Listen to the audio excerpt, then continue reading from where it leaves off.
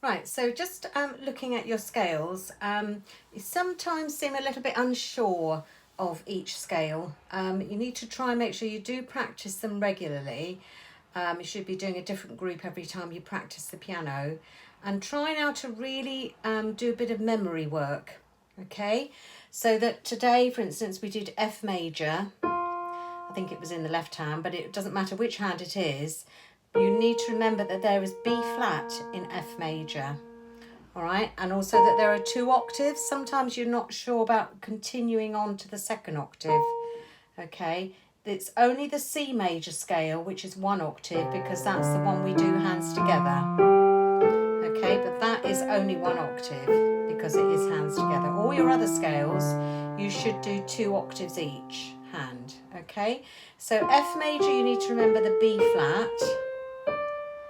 They just need to move a little bit quicker than they are at the moment. So you have a spare finger at the top and so on, all right? And the left hand's the same, but again, it uses that same black key. So remember F has B flat. The other one we did today was A minor. A minor uses the middle black key of the 3 black keys, okay? And again, you do need to make sure that you do 2 octaves. So turn onto the A and keep going to the top, okay? What other ones do? We do D minor. D minor is the one with the bridge. Okay, so find those 2 black keys that make the bridge. Let's do it in the left hand, so that you know they are the black keys you need to use and that you need to keep going for 2 octaves, okay? And then the other one you've got is G major. So G major just has 1 sharp and it's the F sharp, okay? It doesn't come until you're almost at the top of the scale each time. All right, so it's not easy, I know, trying to memorize all these different scales, but try and just increase your testing maybe of what, so that you know what's in each scale.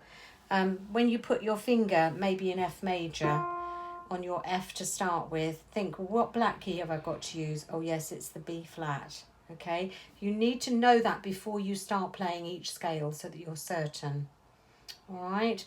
The arpeggios are only 1 octave, so we don't turn or anything in the arpeggios, and they are just up and back down again, okay? The 3-note chord is evenly spread on the piano, so you have a white note between each of the notes you're playing. The right hand uses 1, 2 and 3 fingers, okay? And the top note that you play is just an octave away from the bottom note. They're the same. So that's G major. Let's maybe do A minor in the left hand. So let's spread the notes out so we've got 1 note missing in between. And the left hand we use 5, 4 and 2 fingers, okay? And we're just going up to the A and then back down again through those 3 notes, A, C and E. And again, the top note and the bottom note are the same, just an octave apart. Okay. All right, and then your dozen a day, you're doing 7 and 8 this week, quite straightforward.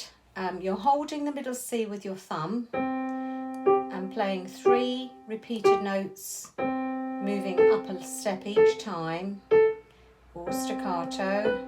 So gradually the hand is stretching out, and the last one, there's an extra one at the end, and we keep the C down on our thumb because it's tied. Left hand does the same, going down, F first, then E, and then D, and then lastly C. And again, I'm holding this thumb because it's tied, extra long note at the end, and then release.